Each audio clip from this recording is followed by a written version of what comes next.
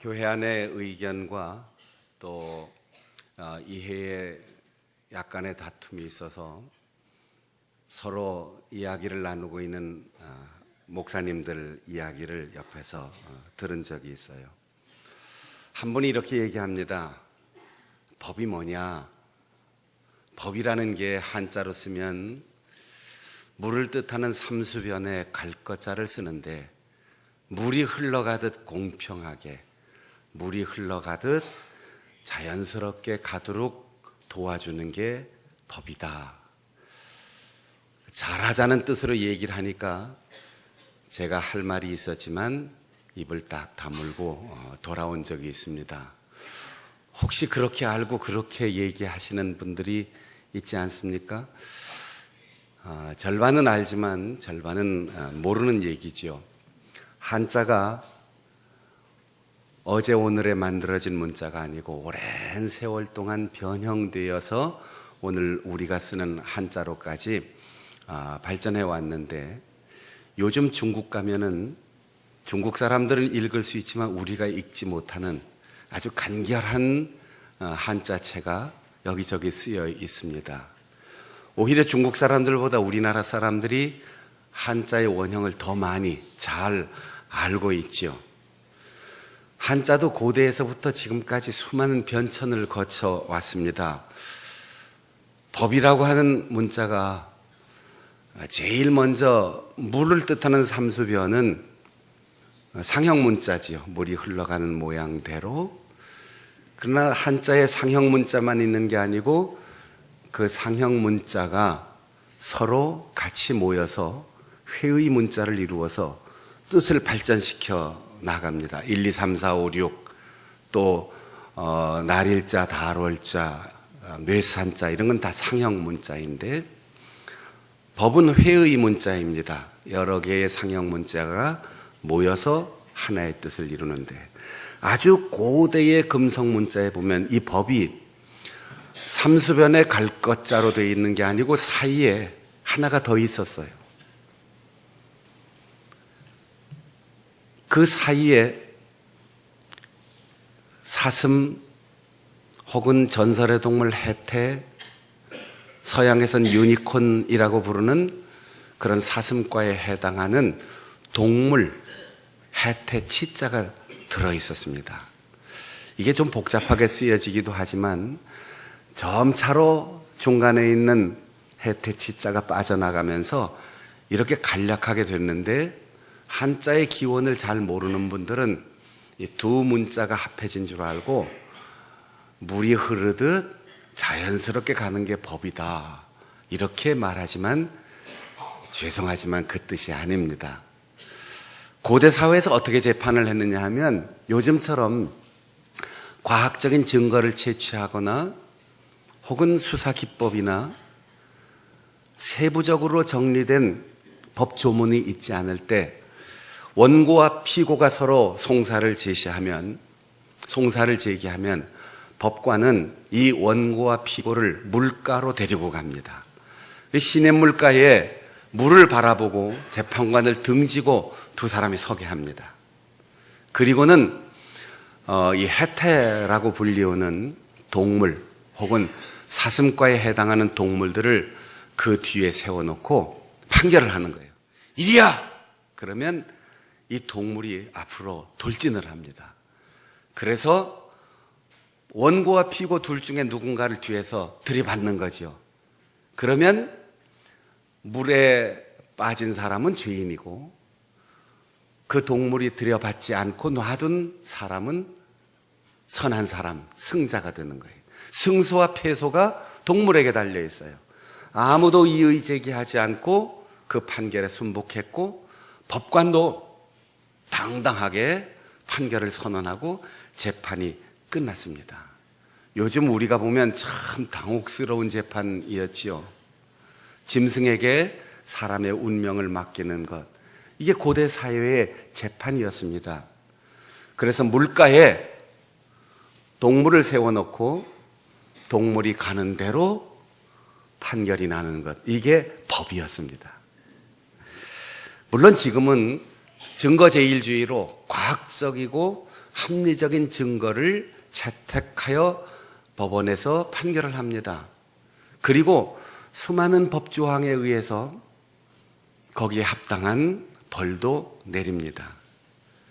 그런데 아직도 현대의 법에 이 동물이 빠져나갔는데도 여전히 황당한 재판이 있을 수 있고 당혹스러운 재판이 있어 사람들이 승복 못하는 경우가 종종 있어서 참담한 재판 때문에 고통을 겪는 사람들도 있는 것 같습니다.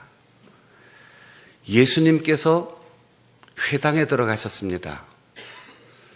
오늘날 우리처럼 자유롭게 예배를 드리고 뭔가를 배우기 위해서 회당에 모이는 사람들도 있지만 회당에 모였다는 것 자체는 율법이 지배하는 사회에서 그 계명을 준수하여 법대로 살지 않으면 정죄받는 종교와 사회 규칙과 법이 일치된 사회에서 회당에 들어간다는 것은 그 사회 구성원으로서 의무를 다한다는 뜻입니다.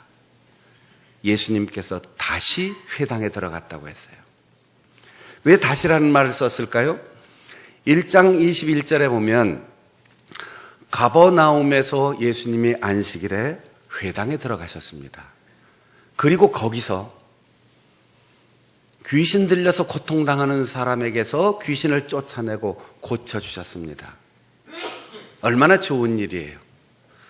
오늘 우리 예배 시간에 이렇게 회복되고 이렇게 치유되는 사람이 누군가 한 사람이 있다면 벌떡 일어나서 춤을 추면서 간증한다 그러면 다 박수 칠 겁니다. 그런데 귀신이 쫓겨나가고 온전한 정신이 회복되고 정상적인 사회생활이 가능해진 그 사람 때문에 문제가 일어났습니다. 안식일에 왜 사람을 고치는 일을 하느냐?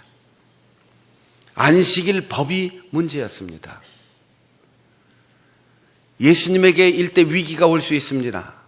예수님의 사역에 대해서 근본적으로 정통성을 의심할 만한 사건이 일어나고 예수님의 제자들에게 좋지 않은 메시지가 자꾸 들려옵니다. 그러면 피해가야 되잖아요. 그런데 예수님은 다시 회당에 들어가셨습니다. 누가 뭐라고 해도 어떤 오해를 받을 수 있어도 어떤 위험한 상황이 와도 예수님이 사람을 사랑하는 길, 행복과 평화를 선물하는 일을 막을 수가 없고 예수님은 그 길을 포기하시지 않았습니다. 그래서 다시 회당으로 가십니다. 회당, 얼마나 거룩한 장소입니까? 안식일, 얼마나 평안한 시간이고 좋은 날입니까? 바리새인들이 거기 있었습니다. 바리새라는 말은 그 당시에 가장 모범적인 종교인, 모두가 부러워할 만한 사회적 신분을 가지고 있는 사람, 아무도 흠잡을 수 없이 완벽한 종교 생활을 하는 사람.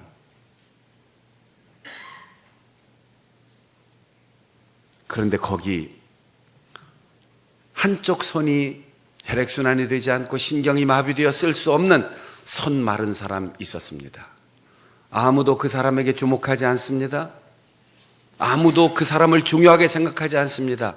예수님이 위험을 무릅쓰고 목숨을 걸고 회당에 들어가셔서 예수님은 그 사람을 보셨습니다.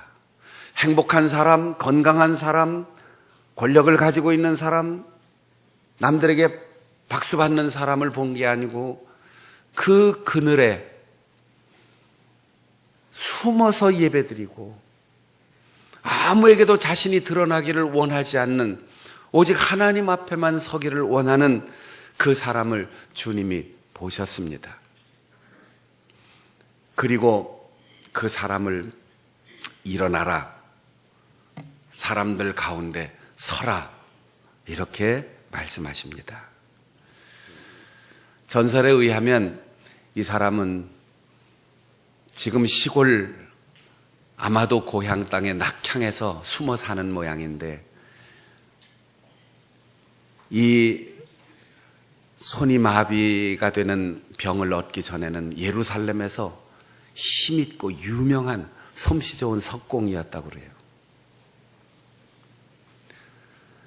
가장 멋진 작품을 만들어낼 수 있는 도예가, 조각가가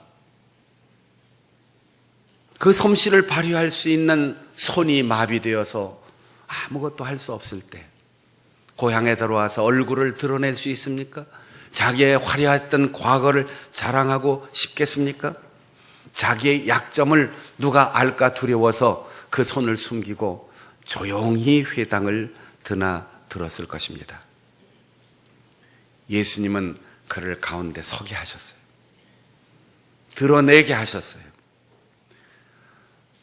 우리가 온전한 관계를 회복하고 육체와 마음의 질병을 고치기를 원한다면 숨기지 말고 드러내야지 돼요. 드러내는 것에서부터 상처의 치유가 가능합니다. 그리고 우리가 누구에겐가 도움을 주고 행복한 공동체를 만들기 원한다면 건강한 사람, 유명한 사람, 힘 있는 사람, 다수의 사람이 아니라 병든 사람, 외로운 사람, 아무도 알아주지 않는 그 사람을 볼 줄 알아야 돼요. 예수님은 많은 건강한 사람 가운데 도와주어야 할 사람을 보셨습니다. 반대로 바리새인은 많은 도덕적인 사람들 가운데 굳이 죄인을 찾아내고 비난할 거리를 찾아냅니다. 이미 안식일 회당에서 예수님이 어떤 일을 하셨는지, 그리고 오늘 어떤 일을 하실지 예측이 가능한 상황이었습니다. 그러기에 바리새인들은 안식일의 율법을 어긴다라고 하는 비난으로 그를 종교 재판에 회부하여 예수님을 정죄하기 위해서 지금 보고 있습니다. 회당에 와서 성경을 보는 게 아니에요. 찬송가 악보를 보는 게 아니에요. 설교하는 목사님을 보는 게 아니에요. 다정한 우리 믿음의 식구들의 얼굴과 좋은 소식을 보고 듣는 게 아니에요. 어떻게 하면 트집을 잡을까? 어떻게 하면 흠집을 낼까? 어떻게 하면 나만 옳고 너는 다 틀렸다라고 비난할까? 이건 좋은 명문 대학을 나왔다고 인격이 훌륭해지는 것도 아니고, 권력을 쥐었다고 마음이 너그러워지는 것도 아니고, 그 사람의 성향이 그렇다는 거예요. 우리가 회의를 하거나 사람들 여럿이 모이는 그 만남의 자리에 보면 꼭 그런 사람들이 있어요. 다 좋다고 얘기하는데 혼자 그런데 그러면서 꼭 결점을 찾아내는 사람이 있어요. 그런데 다른 사람들이 그걸 몰라서 그런 게 아니고 우리의 평안과 기쁨과 행복을 위해서 하고 싶은 말을 참고 있는 거지요. 그리고 약점에는 눈 감아주고 좋은 점을 크게 보고 칭찬해 주는 거지요. 다른 사람이 다 무능하거나 다른 사람 눈이 날카롭지 않아서가 아니에요. 자기는 남들이 알지 못하고 발견하지 못한 결점을 찾아냈다라고 생각하지만 다른 사람들의 너그러운 마음을 모르고 자기만 똑똑하다고 착각하는 어리석음입니다. 바리새인들은 그렇게 죄인을 찾고 비난할 거리를 찾았습니다. 예수님은 도와주고 봉사할 기회를 찾았고 불쌍한 사람을 찾았는데 바리새인은 흠잡고 비난하고 고발하고 정죄하고 죽일 기회를 찾았습니다. 오늘 우리의 마음속엔 어떤 성향이 깃들어 있습니까? 여러분의 언어 습관과 세상을 보는 눈길의 특성은 어떤 성향을 가지고 있습니까? 예수님의 눈, 예수님의 마음, 예수님의 따뜻함이 오늘 여러분들 속에 충만할 수 있기를 바랍니다. 주님께서 물으십니다. 가운데 세워놨으면 너 낳고자 하느냐? 너는 왜 그렇게 숨어 있느냐? 이렇게 질문하셔야 되는데 이 사람을 딱 가운데 세워놓고 바리새인들을 보고 질문을 합니다. 그런데 이 질문은 답을 요구하는 질문이 아니에요.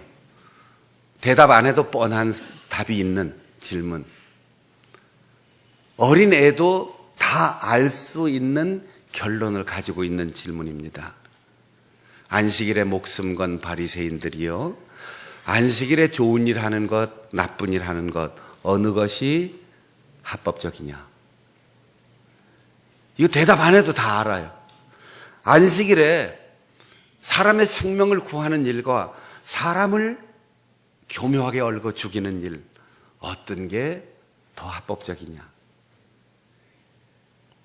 예수님의 관심은 돌보는 일, 오늘 나를 만난 누군가를 행복하게 하는 일, 여기에 관심이 있었는데, 바리새인의 관심은 오늘 틀린 사람을 발견하고 정죄하고 율법에 의해서 고발하고 심지어 안식일 율법으로 사람을 죽일 수도 있는데 그 일을 생각하는 거지요. 무엇이 옳은가?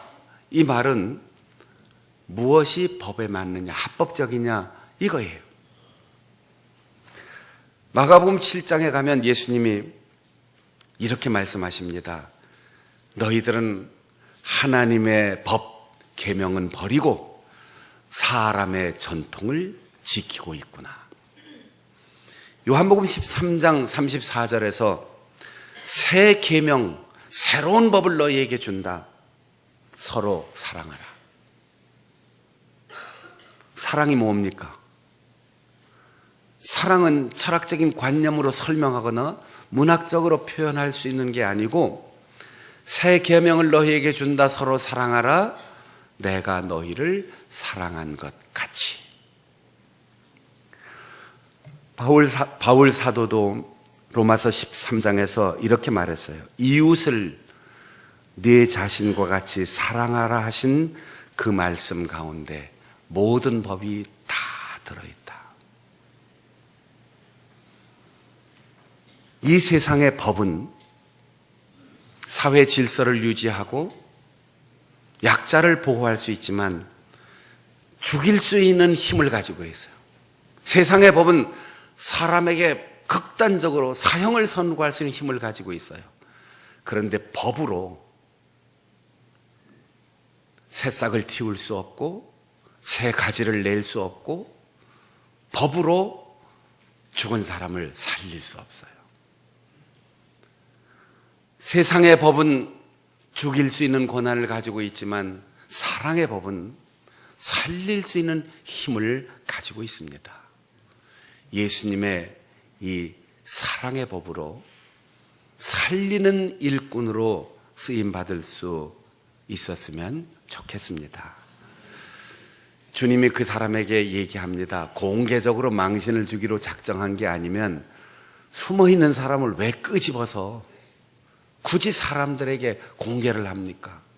감추고 싶은 그 손, 감추고 싶은 자기의 화려했던 과거, 감추고 싶은 현재의 약점, 이걸 다 드러나게 했어요. 부끄러워도 나와라. 손이 마비되어 있어도 내어 밀어라. 솜씨가 다 퇴보했어도 내 손을 잡아라. 사랑하는 여러분, 상처는 스스로 드러내야 하고 스스로 공개하고 자기 스스로 의지를 가지고 극복해야 돼요. 누구든 옆에서 도와줄 수는 있지만 근본적인 치료는 자기의 내면에서 손을 내밀어야 돼요.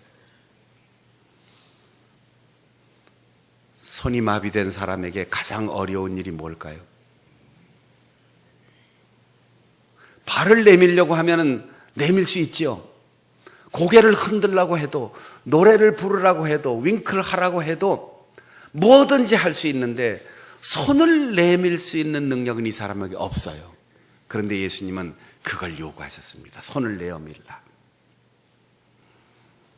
저희 아이들이 어릴 때 아빠가 집에 들어가서 아이들 보고 얘기합니다. 제가 뒷짐을 이렇게 지고, 야, 손 내밀어봐. 아빠 나 지금 아이스크림 먹고 있는데, 아빠 나 지금 장난감 가지고 놀고 있는데 내밀 손이 없어요. 그러면 아빠가 좋은 선물을 지금 준비해 왔는데 선물을 못 받는 거예요. 아빠가 손 내밀어라 그러면 탁 놓고 그냥 손 내밀면 여기에 참 좋은 선물이 있는데 손을 안 내미는 거지요. 이 사람은 나는 손을 내어밀 수 없다, 내 손은 움직일 수 없다, 고정관념에 꽉 사로잡히면 내어밀고 싶지만 손이 말을 안 듣습니다. 핑계하고 다음에 뵙지요. 그리고 나갔을 거예요. 내어밀라 할 때 내어밀매 손이 회복되었다. 우리에게 가장 약점이 있어요. 가장 부끄러운 부분이 있어요. 그런데 주님은 가운데 서라, 손을 내어밀라 이렇게 말씀하십니다. 학벌이 좋은 사람이 교회 학교 교사를 할까요? 음악대학을 나오고 악보를 잘 보는 사람이 다 찬양대에 앉아 있을까요? 저도 신학교 가기 전에 찬양대 오래 했는데 저도 악보를 애워야만 돼요. 악보를 잘 못 읽어요. 악보를 모르는 사람도 찬양대 하면 소리가 좋아지는 거예요. 찬양대 해서 목소리가 이 정도까지 이제 좋아졌죠.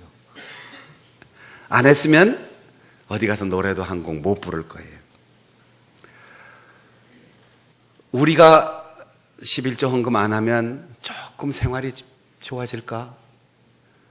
선교사 돕지 않고 장학금 내지 않고 어려운 이웃들을 보살피지 않으면 우리 교회가 조금 차고 넘칠까? 우리의 가게에 도움이 될까? 적자가 흑자로 바뀔까? 이러는 한 우리의 메마른 지갑과 통장은 끊임없이 계속 마비 상태에 있을 거예요. 내어밀라 할 때 내어밀어야지 돼요.